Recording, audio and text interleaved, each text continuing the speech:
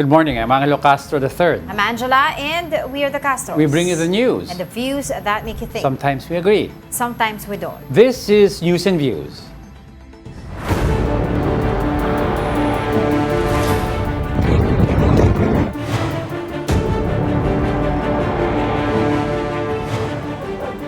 First in the news, members of the House Justice Committee take a closer look at the alleged unexplained wealth of Vice President Sara Duterte as the impeachment hearings continue.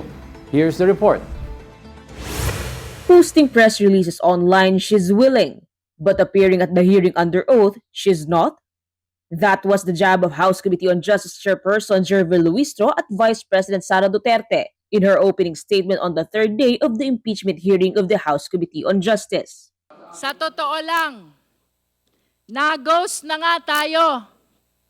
Tila ginagaslight pa tayo. Kung ayaw humarap ng Vice-Presidente, hayaan natin na ang mga numero ang magkwento. Sa pamamagitan ng mga numerong ito, malalaman natin ang tunay na pagkatao sa likod ng posisyon. Siya ba ay tunay na public servant o isa pa lang private billionaire? The Vice President was again a no-show, although her attendance is not required. The hearing focused on allegations of unexplained wealth. Her bank records and statement of assets, liabilities, and net worth or SALN were scrutinized. Ombudsman Boying Remulla himself delivered a copy of the Vice President's SALN. Based on Ombudsman data, Vice President Duterte's net worth increased by 80 million pesos from 2007 to 2024. This covers her tenure from Davao City Vice Mayor to becoming Vice President. From 7 million pesos in 2007, her net worth rose to 88 million pesos in 2024. But beginning 2019, the Vice President stopped declaring details of her cash on hand or bank deposits, confirmed by the Office of the Ombudsman. Kahit na 5 po, wala po siyang dineklara na cash at saka cash on hand. Wala pong nakalagay, Your Honor. Wow. And that's just the beginning. When the Anti-Money Laundering Council or AMLAC took the stand, red flags surfaced in the finances of the Vice President and her husband, Attorney Mans Carpio. One major point raised, 6.7 billion pesos in total bank transactions by the couple. Records show that from 2006 to 2025, there were around 630 covered transactions or those exceeding 500,000 pesos and 33 flagged as suspicious. Of this, 3.77 billion pesos passed through accounts linked to the Vice President, while 2.99 billion pesos were linked to Attorney Carpio. Lawmakers question how these billions in transactions align with a declared net worth in the millions. Hindi ho magbabangga doon po sa kabuuan ng kanya pong net worth at 88 million at doon po sa mas maliit pa nga na mga net worth in a previous reporting. At ang nakakapagtaka po, Madam Chair, para yatang hindi nagtutugma yung kwento sa kwenta. Akbayan Representative Percy Sendanya also took a swipe, suggesting the Vice President might actually be a billionaire. Sa 2024 SALN po, nakalagay na net worth nila ay 88 million lamang. Bilyonaryo pala sila. Sabi nga po ng isang wise man from the 3rd District of Manila kanina, wow. Ang sabi naman po ng bakla na Akbayan, sila na. As the hearing zeroed in on bank records, Sagi Party List Representative Paulo Marcoleta, an ally of the Dutertes, intervened, arguing that without a court order, the committee should not subpoena alleged suspicious transactions. But Akbayan Representative Chel Jokno countered. We have to emphasize this, that the bank secrecy law itself provides, and I quote, all deposits are hereby considered as of an absolutely confidential nature, just like the AMLA law, except in cases of impeachment. Iba po yung exception sa court order sa exception in cases of impeachment. And I believe that the reason is very clear because we are here speaking of accountability of public officers. Beyond the suspicious transactions, the AMLAC disclosed it received 44 confidential reports from banks between 2017 and 2026 linked to alleged drug trafficking, graft and corruption, and malversation of public funds. These are connected to findings from the Quad Committee hearings on the drug war under former President Rodrigo Duterte, including alleged links of Attorney Carpio to a 6.4 billion peso shabu importation in 2017. Another revelation came from former Senator Antonio Trillanes IV, who alleged that money from drug lords entered the Duterte family.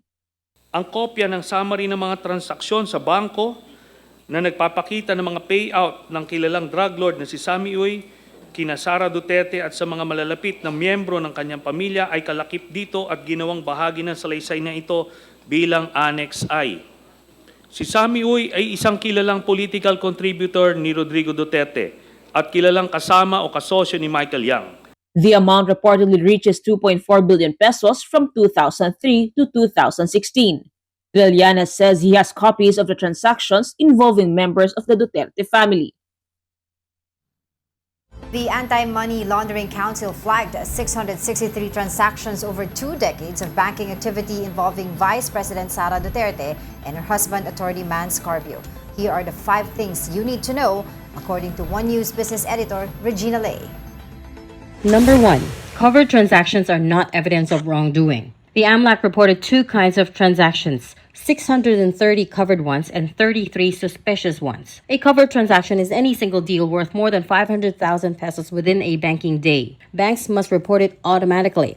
It does not automatically mean, though, that something is wrong. On the other hand, a suspicious transaction has no minimum amount. It gets reported because the bank itself saw a red flag. Among the reasons banks do it include funds that don't match the client's profile, an unclear source, and possible structuring to avoid detection.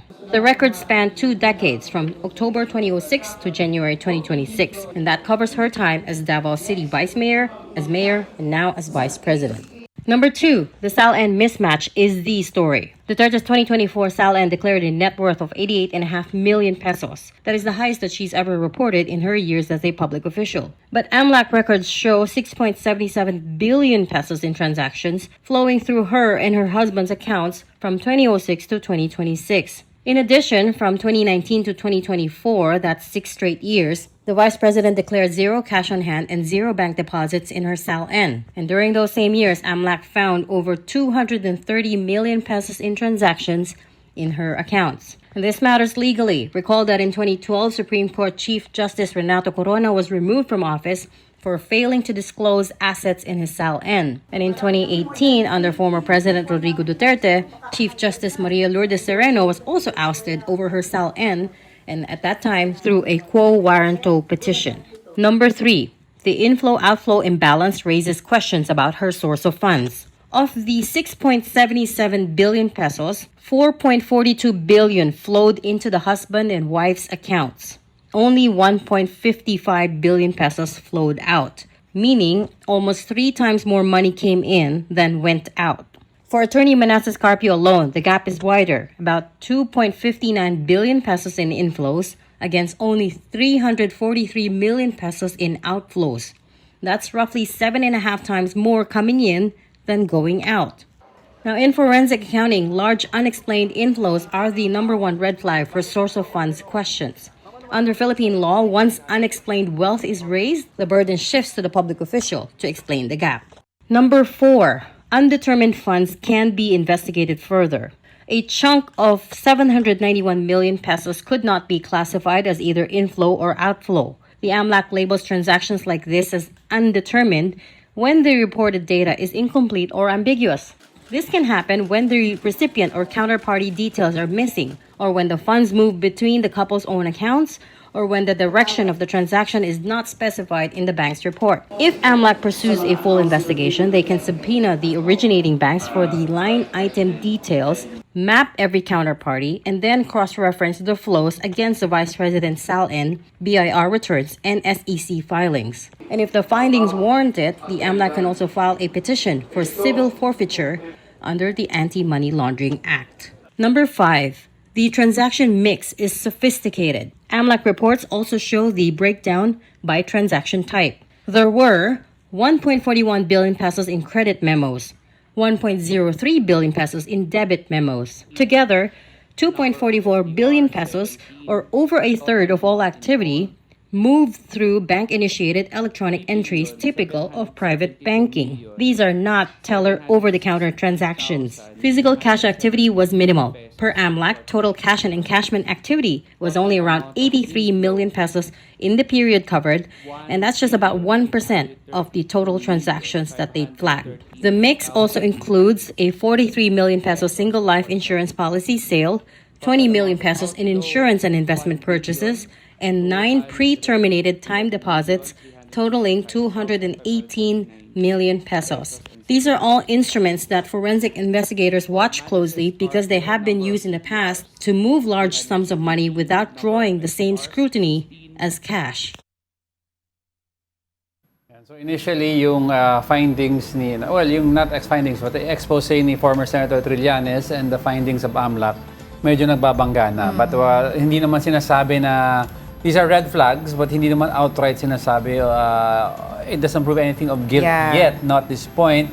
And we cannot probe deeper into this. Even the House Justice Committee cannot probe deeper into this because if it gets transmitted to the Senate, then dun mahihimay pa, mauungkat pa ng konti, magkakaroon ng testimonies from different sides, from both sides actually, as to the veracity of these statements. So moving forward, doon natin makikita more and more if this goes to the Senate. Oo, napakadaming numero na pinag-uusapan niya. So, talaga amounts of money that were tackled there. And yung doon sa sinasabi mo kanina regarding kay Senator Antonio Trillanes, yung kanyang claim na ang pamilya daw ng Duterte ay naka-receive ng 181 million from alleged drug lord na si Sammy Uy.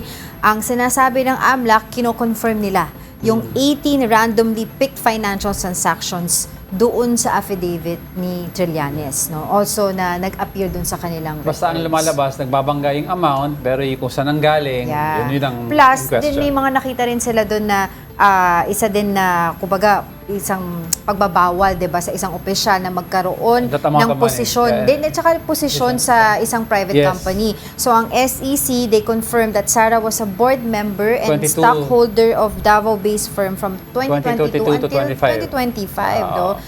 Yun nga, sinasabi natin, yung constitution natin, bawal yun, di ba? So, ang question lang is, where does this fall under? Is this betrayal of public trust? Because she continued to maintain a position kahit ang being a vice president prohibits you from. Plus, di ba yung pinag-uusapan na pera dito kasi for the longest time, yung Duterte family has portrayed na sila ay, kumbaga, simpleng tao lang, 'di ba? Tapos yun nga dito parang nagpapatunay or pinapakita base dun sa mga aligasyon na marami silang pera. And may mga allegation pa na yung pera, yung ibang pera daw ay nanggaling pa sa mismo mga drug lord, no? Yung isa sa mga pinag-uusapan pa. Well, at this point, let's get updates from the House of Representatives. Mobile Journal Amy Atienza is now reporting live on the ground. Amy, ano bago? Good morning, Angela Diego. Maya-maya nga lamang, around 2:30 p.m. ay abangan din natin yung magiging pahayag ng Office of the Vice President tungkol nga dito sa natapos na ikatlong araw ng pagdinig ng House Justice Committee. Pero mabalikan lang din muna natin kung ano nga ba yung mga nangyari pa kahapon. Technically, isa nga dun sa yung pinaka naging sentro nga ng usapin kahapon ay yung sa unexplained wealth ni Vice President Sara Duterte. At nakita naman natin na hindi nga tumutugma doon sa nadeklara niyang net worth, yung mga bank transactions din na isiniwalat nitong Anti-Money Laundering Council. Bukod pa dyan, narinig natin kahapon doon naman sa naging affidavit din ni former Senator Sonny Trillanes na nakakatanggap daw allegedly itong Duterte family ng drug-linked money. So galing yan doon sa drug-linked personality din na si Samuel Uy at nagkakahalaga at umabot na rin ng around 181.6 million pesos. At yun nga, bago magtapos din yung naging pagdinig kahapon ay pinirmahan na rin muna ng Bureau of Internal Revenue itong green box kung saan nga nandoon yung mga tax records nito ni Vice President Sara Duterte, pati na rin ni Attorney Man Scarpio dahil nga according din sa batas ay kinakailangan nga daw muna ng executive session para makita itong mga dokumento at mas maipaliwanag dahil ang paliwanag nila ay sa Kongreso lang maaaring maipakita itong mga documents. Pero dahil meron nga tayong live stream dito nga sa House of Representatives at ng House Justice Committee, makikita rin daw kasi ito ng publiko. So yun yung nakikita pa na inaabangan din natin kung ano nga ba yung magiging development dito.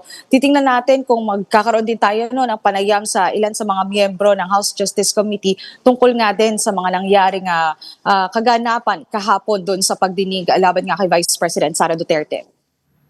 Alright, maraming salamat, Mobile Journal Amy Atienza. Now let's get an analysis of yesterday's developments in the impeachment hearing, particularly the findings on the Vice President's financial records. Joining us is political strategist Malu Tiquia. Ma'am, thank you for joining us. Good morning.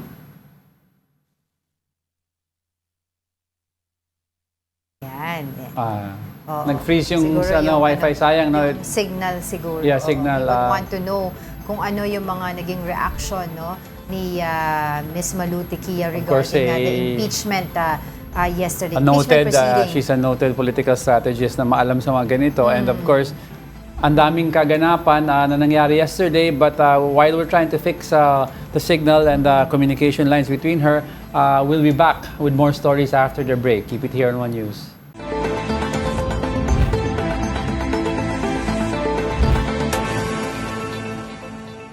Good morning. You're still watching News and Views here on One News. Let's get an analysis of yesterday's developments in the impeachment hearing, particularly the findings on the Vice President's financial records. Joining us is political strategist Malu Tiquia. Ma'am, thank you for joining us. Hi, good morning, Diego. Good morning. Ma'am? Na ulit. Sayang. Nako, we're really having Good morning, trouble. Angela. Pasensya na kayo. Medyo may Hello? Yes, ma'am. Can you hear me? Yes, we Okay. can hear you. So good morning to everyone. I'm sorry for the technical glitch. It's okay. As long as, even if we can have you by voice, okay na po yan. Okay. Alright, ma'am, let's start off now. I'm sure you were monitoring yesterday's developments sa hearing ng Justice Committee. Ano po ang reaction nyo dito sa mga bagong lumabas? Siguro, Diego, ang pinaka-importante doon is ano ba ang impeachable officer at kailan ang dapat years in terms of the financial records ang dapat yung tingnan. Ang problema dito sa naratibo ng House Justice Committee nagsimula nung vice mayor siya, which is 2007. Vice mayor to vice president. Ang vice mayor at mayor hindi impeachable officer yan. So those years are not subject to any impeachment. Ang napaka-importante dyan, she is being impeached as vice president. And the vice president started in 2022 to the present. So that's supposedly a total of 22, 23, 24, 25. 4 years of financial records. What they presented was from the very beginning, because the narrative was to establish there was accumulated wealth, whether that is illegal or what do you call this, unsupported, is something that will be subject to the trial at the impeachment court. That's right. So yun yung pinakaunang problema dyan. Pangalawa, pag tiningnan mo yung AMLAC, hindi naman pwedeng basta kukunin mo yung bank records at sasabihin mo at gagawa ka ng conclusion before ito ang sinasabi nila is just procedural, no? Tinitingnan nila kung merong ebidensya. Pero yung ebidensyang yan dapat kalakip doon sa affidavit na na-file. Wala namang SALN, walang AMLAC record, walang BIR, walang SEC. So makikita mo talaga dito, fishing expedition. What can stick to their narrative na may unexplained wealth siya, ay yun yung evidence na kinukuha. So kung babalik tayo dun sa AMLAC, ang sinasabi doon is transaction, no? Ang kanilang conclusion, 6.7 billion represents the aggregate bank transactions over 19 years. Tayo lahat may bangko, tayong tatlo. Yung transactions natin since the time we opened our depository account, that can mean so much across the number of years. But that doesn't mean that is the cash on bank. Cash in bank, no? Pagkatapos merong sinabi pa rin si AMLAC doon na yung tinatawag na 630 covered transactions daw in 20 years. Maliit yun. Kung 630 in 20 years. Bakit? Lumalabas kasi doon sa 630 covered transaction reports in 20 years, 31 ang covered transactions a year. O 2.6 a month. Meaning, 2 beses lang ako nag-transact sa bangko. 'Di ba? Tapos, doon sa sinabi nila rin, of the 630, merong 33 suspicious transaction records. So kung pupunta tayo doon sa covered transaction reports, lahat na may bangko, nagagawa yan. At this can either be single or series of transactions within one banking day. At pag nag-exceed 500, yun, red flag. Ito bang mga actuations na ito constitute a crime or a wrongdoing? Wala. Essentially, depository mo yon, in and out ka. Bakit ka nag-in and out? Kasi to establish creditworthiness. Yun yung sa atin, no? Ine-explain ko lang na hindi porke may ang dami mong CTR o ano tawag dito, covered transaction reports, ibig sabihin may krimen na ginagawa. Ang crucial doon ay yung suspicious transaction reports. Kasi sabi, out of the 630, for the 20 years, merong 33. 33, yeah. Oo, STRs. out of the 20 years. So, ibig sabihin yan, meron siyang almost approximately 2 suspicious transaction reports a year. Or 0.14 a month. O anong ibig sabihin nun? Sa suspicious transaction account kasi, it can either lead to a ground to suspect that yung transaction or a pattern of transaction is linked to money laundering, fraud or illegal activity. Ang claim nga nila, pumapasok daw doon yung droga. Terrorism financing, lahat yan nasa AMLAC law. No? Or may attempts to hide the true source of funds. Kaya ang tatanungin natin, kung for the past 20 years, meron 33 na suspicious transaction report, ay bakit hindi nag-file ng kaso ng money laundering sa DOJ? For the past 20 years, walang kasong na-file. So hindi porke ang numero ay pinipresenta mo, yung numero you can actually judge immediately, oy, sandali lang, may wrongdoing.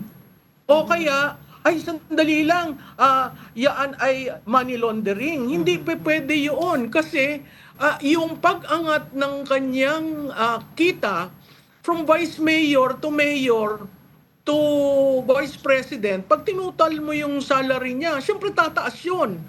And for 20 years, kayong dalawa, no, for 20 years, bumaba ba ang income nyo? Hindi ba dapat tumataas? Kasi yun ang measurement natin na financially independent na tayo as a professional. So itong mga presentasyon, medyo hindi ako nag-agree dun sa ginawa ng AMLAC. Hindi rin ako nag-agree na porke walang cash on hand at cash in bank sa ilang salin, di wow, no? Sinabi ng isang congressman, di wow. May rason kung wala kang cash on hand. Pag nag-declare ka ng salin, wala ka talagang cash on hand. Yung cash in bank, pwedeng at that time when she made the declaration, wala. Kasi yung SALN is merely a guide kung hindi siya talaga measurement. Kung babalikan natin yung kay Chief Justice Corona, no? Allowed ng law na mag-amend ka may remedial process para kung may mali kang entry. So yun, again, subject to an analysis in a trial. But tapusin ko lang, yung kay Trillanes, at baka ako mawala, ay yung kay Trillanes, lumang tugtugin na yan for the past a decade. Imaginein mo yung assertion niya kasama si Kitty. Yung pinasok, 11 years old lang yung bata. So, ludicrous yung mga pinagsasasabi, pero pag prinisenta mo, magugulat ka. At kahit supporter ka ni Vice President, mahihinaan ka ng loob kasi talagang, kumbaga, kinuyog ng data. Pero pag you start analyzing the data, there is a reasonable explanation for those. And that is subject to the trial in the impeachment court. That's right. Yun nga po yung sinasabi, reasonable explanation, pero wala nga daw pong explanation na nanggagaling mismo kay Vice President Sara Duterte. And of course, yung failure nga lang daw po to fully disclose yung sali. And how critical is that when it comes to the discussion of impeachment? Kasi yun nga po na nabanggit nyo na rin po kanina yung kaso Critical ni... yun, Angela. Critical yun, Yes. Angela, for any public servant, critical yung salin. So, there is naman a process. And the process is in the trial. Not in the finding out evidence, supporting an evidence. You know, this whole thing that the House of Representatives is doing is really foul because you are fishing for documents that will suit your narrative, which is meron siyang illegal wealth, undeclared wealth, etc., etc. Again, ang sabi ng Supreme Court na ibigay ang complaint sa respondent, bigyan mo siya ng evidence na nakalakip sa complaint. Wala namang binibigay sa kanya yan. Ngayon lang nila na-discover yan. At tuwing na-discover nila, meron ng naratibo. So ako, ang akin lang, hintayin natin sa trial, no? At kaya nga ang parati kong sinasabi sa aking mga interviews, di gawin nyo na yung complaint, yung grounds for impeachment, yung articles for impeachment. Para matapos na ito, kasi wag mo nang pahabain sa House dahil talagang, kumbaga, binilad mo na lahat ng pwedeng itapon sa kanya. It's about time that the Vice President is given the chance in an impeachment court to present her evidence on the matters raised because these things can be explained.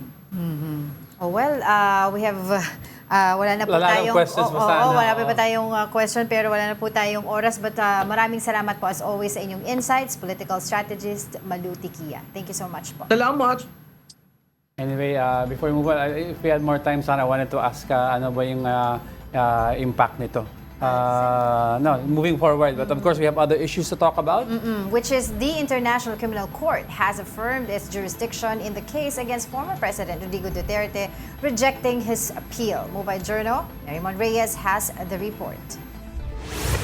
The appeal chamber by majority, as a conclusion, Judge Ortiz partially dissenting in the second round, has rejected all 4 grounds of the appeal.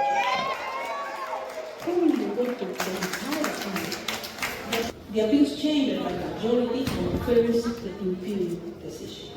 The hearing is adjourned.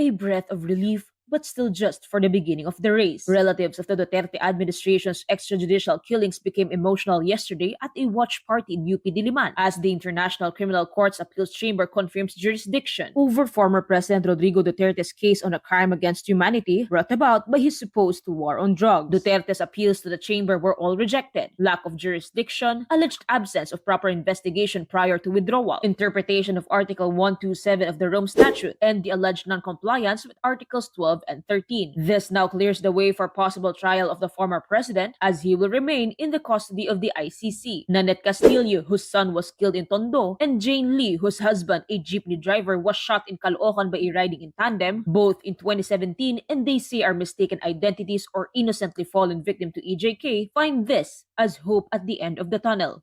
Since day one nung pinatay ang anak ko, hindi ako nawalan ng pag-asa.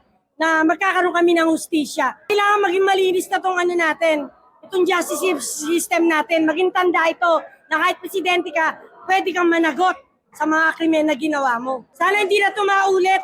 Wala na sanang Duterte na maupo sa Pilipinas para magkalat pa ng lagim. Ayaw namin malimot lahat ng mga pamilya, lalong-lalo na ako. Hindi ko malimutan yung asawa ko para sa mga anak ko.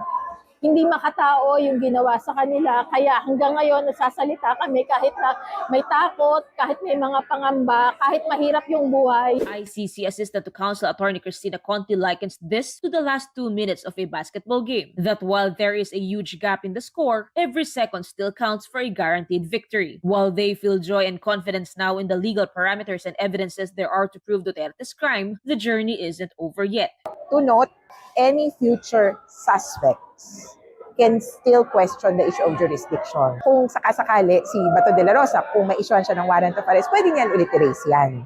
Kaya it might not be the last that we will hear about jurisdiction, but with this decision, it is precedent, it is binding upon the facts of the case. Ang nadadama namin, closer to 3 years than 10 years yung decision. Kasi yung 10 years, yun yung mga unang mga kaso nila. Nung nangangapa pa yung korte, kung papaano ang logistics and so forth. Yung 3 years, ito within the past few years, nakaraos sila ng ganun kabilis na mga paglilitis. As the ICC's confirmation of charges to Duterte's case is up next, the Council of EJK Victims' families now call on for everyone else to not be afraid to speak up. Hindi lang ito issue na mawalan tayo ng malaking angkla doon sa ating kaso. Pati ang lahat ng mamamayan sa buong mundo na nilalapastangan ang kanilang karapatang pantao, apektado ng desisyon na ito. Kasi lahat ng diktador, ang sabihin nila, sundin natin ang modelo ni Duterte. Pag may kaso tayo sa ICC, withdraw tayo agad. Mabuti na lang ang sabi ng Appeals Chamber bago lang, hindi mo pwedeng gamitin yun. Sana dito sa atin, maumpisahan ang investigasyon sa mga chief of police, tapos yung mga barangay chairman, yung mga chairman na nagsabit ng pangalan ng list of war on drugs. Maraming paraan para sukuin ng droga, pero hindi paraan ng pagpatay. Nananawagan ako sa ibang mga pamilya ng biktima na magsalita sila at lumabas. Ito na yung panahon na magkaisa talaga kami at wag silang panghinaan ng loob din. Kapatid Mobile journalist Marymon Reyes, we are One News.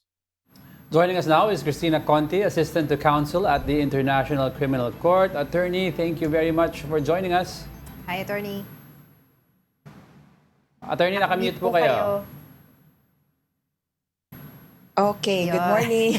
Alright, medyo magandang ngiti ni Attorney ngayon na. Pero Attorney, we were talking, was it yesterday, no? We were talking yesterday and with one stumbling block out of the way para sa mga victims ng families ng EJK, we have one last stumbling block before we go to a possible trial, no? So ano po ang feeling nyo about this and how positive are you na this will go all the way to trial?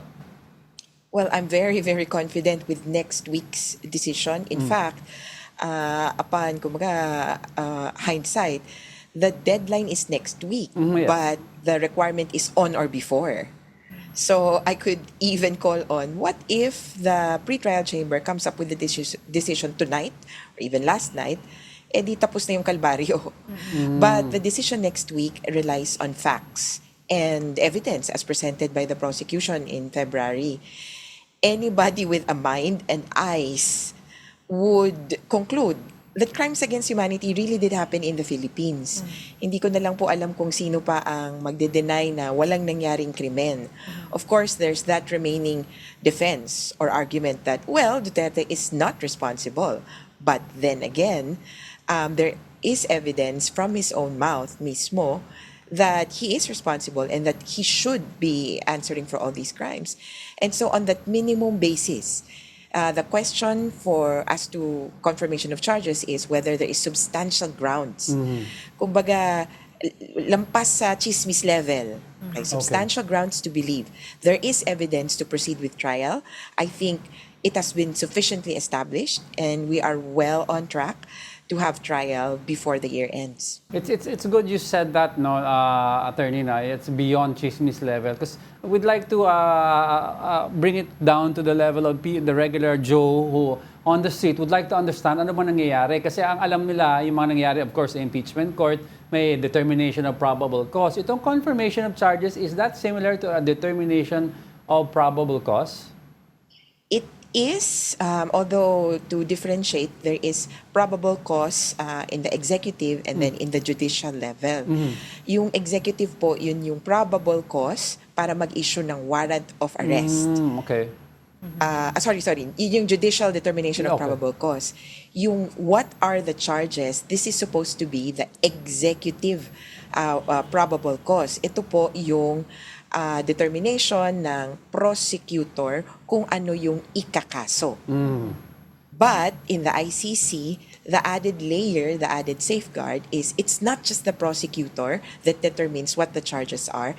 They seek for judicial approval. And so, in both cases, in the issuance of a warrant of arrest sa Pilipinas, judge ang nag-i-issue, sa ICC judge din, yung kung ano ang charges sa atin, prosecutor lang, sa ICC, judge din ina-approve kung ano yung charges. So, in a sense, ito po yung equivalent ng tinatawag nating probable cause. Okay.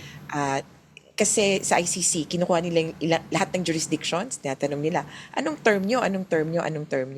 Itong term na to na sufficient basis to believe, medyo British common law systems ang gumagamit ng term na to. So, parang probable cause. So anyway, dugtong lang dyan, no? Attorney, so in other words, similar to yung justice system natin, si former President Duterte, until such time there is a final verdict of the trial, so he's still innocent up to this point, so determination of guilt will happen during the trial? Yes. Yan yung klaro sa ngayon na ang tinatanong, naganap ba ang mga krimen? It has been established. And is this person probably guilty? At idagdag ko, Angelo, yung kanina, yung chismis level, para po sa mga chismosa. So, ang chismis level, meaning it's somebody else, it's hearsay, it's somebody else telling someone, oh, this is what happened. But to go above chismis level, you have resibo. You have screenshots, you have photos, you have CCTV footage that would tend to show that this person really committed the crime. But the ultimate hurdle, which is proof beyond reasonable doubt, you need to show a lot more evidence aside from yung simpleng isang CCTV, isang ganito. You need statements as well from witnesses. And that's where probably we will hear from the witnesses during the trial stage. So at this point, para po sa mga marites, di ba yung levels, I would say we're at the stage where there is quote-unquote resibo or external evidence aside from your words, yung nag-a-allege, external evidence that could tend to prove their point. Now, let's talk about also the procedure. Ano? Let's say, for example, nga po, by next week, di ba, we are waiting for the decision dun sa confirmation of charges, and natakal na natin before na tatlo yung maaring maging resulta nito. Let's say, for example, mag-move forward, ma-confirm po yung charges. No? How long till it proceed to the actual trial? Oh, it will take a few more months.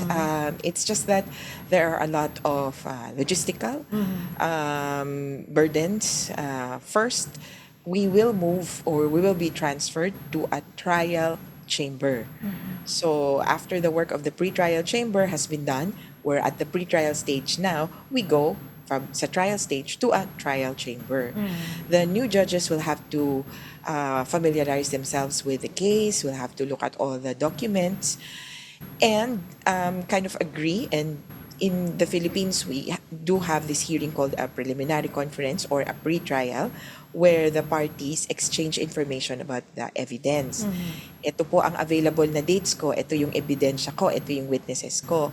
They would need to arrange for that, yung parties involved, prior to the start of the trial. And so, it could happen trial could start at the earliest this year, but at the latest, February 2027, we would say. That's in the experience of the court in their history.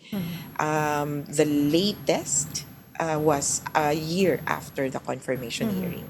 What if po alam naman po natin, yung isa pang pwedeng mangyari is hindi ma-confirm yung charges, baka walang trial. Yung isa pa po na po pwedeng maaring mangyari na humingi pa po ng karagdagang ebidensya. Pagkatapos po na, let's say for example, yun yung maaring maging desisyon next week. Ano po yung susunod na hakbang? Kailan ulit maghaharap-harap? It will depend on the judges. It will also depend on the prosecutor. Kung ang pasya ay to adjourn the proceedings, meaning to temporarily stop, and to wait for the prosecutor to build up their case, the prosecutor will file again proposed charges, after which the judges can set confirmation of charges hearing again. So uulit. Kasi po ang nauna naman dito sa confirmation of charges, ni-request yung prosecutor na mag-submit ng tinatawag nila sa atin information, doon nakalagay yung krimen, sa kanila document containing the charges. And so the prosecutor has to resubmit that. So para lang din po malinaw, sa ngayon ang laman ng document containing the charges, crimes against humanity, within these periods, in counts 1, 2, and 3. Count 1, Davao killings. Count 2, high-value targets. Panahon na ng presidente si Duterte. And count 3, barangay killings. Pero attorney, in this scenario, no, habang nagpe-prepare ang prosecutor to resubmit, no, does the former president remain in detention? Well, certainly. The force of the warrant of arrest, which was issued February 2025 and then enforced March, will remain unless there is any other order to the contrary. Kung nanalo sana dito kung nabanggit nyo, kung naalala nyo kahapon, parang binabanggit yon na may warrant of arrest na issue and therefore moot and academic yung ganitong request. It's because if we had no jurisdiction, the court will expressly order the revocation, the dissolution of the warrant of arrest. Kasi yun yung may finding na mukhang responsable itong taong to and he would be ordered released. So sa ngayon, valid ang warrant of arrest. So, on the side of the Duterte camp, sinabi po dun sa interview nila Kaufman na it is expected na ito yung magiging resulta, yung affirmation po ng appeals chamber. I think parang hindi na yata sila mag-a-appeal. Pero this is final executory, no? Tama po? Yes, by all intents and purposes, according to the Rome Statute, end game na to. Ito na yon. Of course, I mean, other parties can say, try natin to, try natin yan. At katulad sa Pilipinas, na may MR, baka may makaisip na mag-file pa. Pero knowing Kaufman, who is schooled in the, again, British tradition, kasi yung atin po, American tradition. Sa British tradition, sa kanila, hindi uso yun. Kaya from what I hear, they are unlikely to pursue remedies as regards this, and they will most likely prepare for trial na kung positive yung next week. Pero kasi sinasabi po naman ni Attorney Salpanelo, may nakikita daw po siyang isang paraan pa. No, hindi appeal pero dumulog sa United Nations. Na sinasabi niya na maaaring pag nakita daw ng mga, 'di ba, ng ICC na nagkakaisa ang ilan sa mga bansa dahil hindi kumbaga fair yung treatment dito kay dating Pangulong Rodrigo Duterte, ay maaaring, 'di ba, magkaroon ng ibang desisyon. Is that even possible? Well, he can try, but I'm pretty much sure he will not succeed. The thing with the ICC and the UN is that they are governed by different charters. So the members of the ICC is different from the membership of the UN. Although magpinsan yan parang they have relations, and as supranational organizations, there is some kind of mutual respect and cooperation.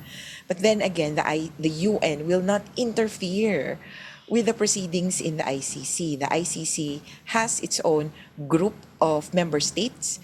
So yung UN kasi may parang UN General Assembly. Similar to that, yung ICC merong Assembly of States Parties. So, kumbaga, hindi po pwedeng magpakialaman yan kasi magkakaiba sila. Siguro, hindi ko alam kung paano din nila susubukan because coming to the UN, you need to be the government. So I don't know what the personality of Sal Panelo, of Duterte, whether the father or the daughter will be before the court. They have to say, I speak for the Philippines. Yes, that's But right. let's see how they will frame their remedy. Oo. Alright, sige. Maraming salamat po muli as always sa inyong oras and of course sa inyong insights, Attorney Cristina Conti, ICC Assistant to Counsel. Maraming salamat po and good morning. Salamat din and see you sa next decision. Yeah. All right, don't go away because we're not done yet. Stay with us.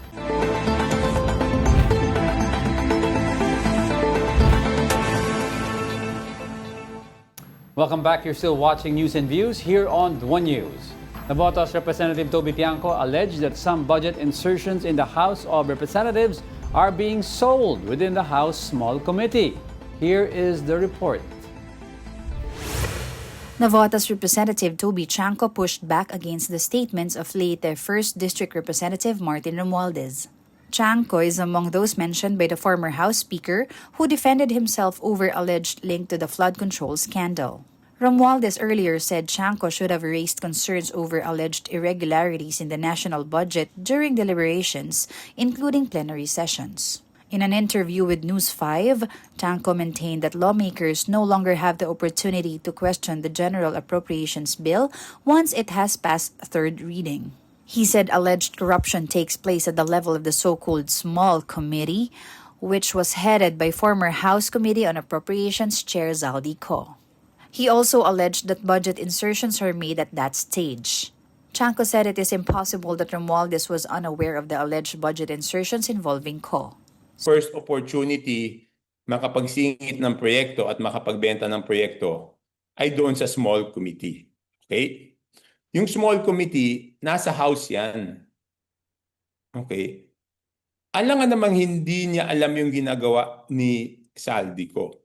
Di ba? In the previous interview, sinasabi ni Saldico, very close siya kay Speaker Martin, at everyday silang nag-uusap. No? So, ang tanong dyan, kapanipaniwala ba na hindi niya alam yung ginagawa ni Saldico? He also questioned the timing of Romualdez's request for a travel authority shortly after Co was arrested in the Czech Republic. Bakit naman nagkataon na kung kailan nahuli si former Congressman Saldico, tsaka siya nag-request ng travel authority for medical check-up at nung hindi siya pinayagan na mag-medical check-up, tsaka siya naglabas nito, di ba? Is it coincidence or is he worried about dun sa pwedeng sabihin ni former Congressman Saldico? Meanwhile, Senate President Pro Tempore Ping Lacson said that if Romualdez had attended the Senate Blue Ribbon Committee hearings on the flood control scandal, he could have presented his statements under oath and before the public regarding his accusations. Senator J.V. Ejercito, for his part, said it would be better if Romualdez attends the Senate hearing so he can present the complete details under oath. He added that if Zaldico is eventually brought back to the Philippines and testifies under oath, he should reveal everything he knows. Ejercito also said that contractors themselves should speak up to help expose the alleged large-scale corruption in the flood control projects. Hanggat hindi na tutuntun yung mga tunay na mga may kagagawa, yung mga tunay na masterminds, no? Yung mga culprit, yung mga nagsimula ng modus na ito, para sa akin po, yun ang dapat talagang matuntun. Kaya nga, naging consistent naman ako na gusto natin maano rito, yung mga kontraktor, no? Na alam naman natin, doon naman nagsimula yung modus na ito, o yung bentahan ng project, yung paglalagay ng matataas na tara. The Sandigan Bayan 3rd Division resumes the bail hearing of the malversation case involving former Senator Bong Revilla and his co-accused over an alleged ghost flood control project in Pandi, Bulacan. For the latest updates, we now go live to our mobile journalist Arles de los Santos. Arles, tell us what's Angela at happening. Diego, dalawang araw nga mula ng lumiban, no? Magkasunod na lumiban sa bill hearing si dating Senador Bong Revilla ay humarap na ito dito sa 3rd Division ng Sandigan Bayan para sa bill hearing ng kanyang kasong malversation na hawakan ng 3rd Division ng Anti-Graft Court. Kasama niya humarap ang kanyang mga kapwa-akusado mula sa 1st District Engineering ng Bulacan.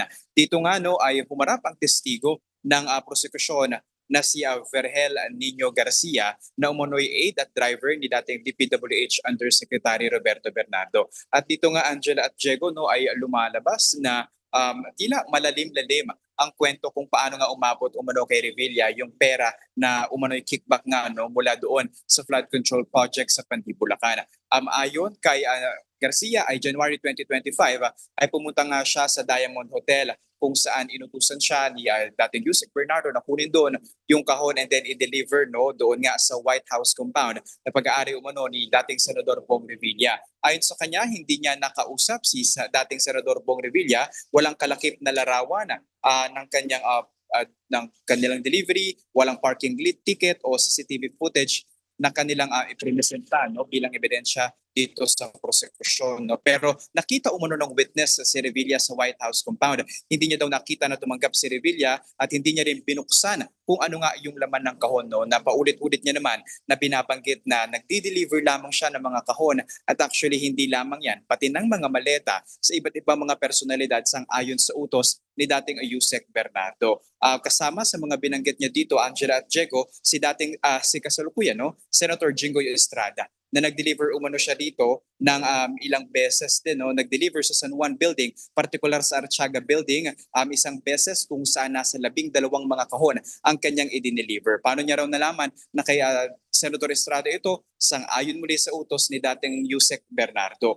And ganoon din, may delivery rin siya para kay dating opisyal ng pamahalaan na si Draghi Olivar, gayon din kay Carlin Villa, gayon din kay dating Yusek at Catalina Cabral. At magkakaibang mga pagkakataon ito, may mga time na nasa paper bag yung pera, may mga time na nasa kahon yung pera, may mga time na nasa maleta. No? Pero again, hindi niya raw alam na pera yung laman noon at tinuutusan lamang siya ni dating DPWH Undersecretary Roberto Bernardo na ngayon, Angela at Diego, ay hindi nakaharap sa nakatakda niya sanang pagtestigo dito sa bill hearing.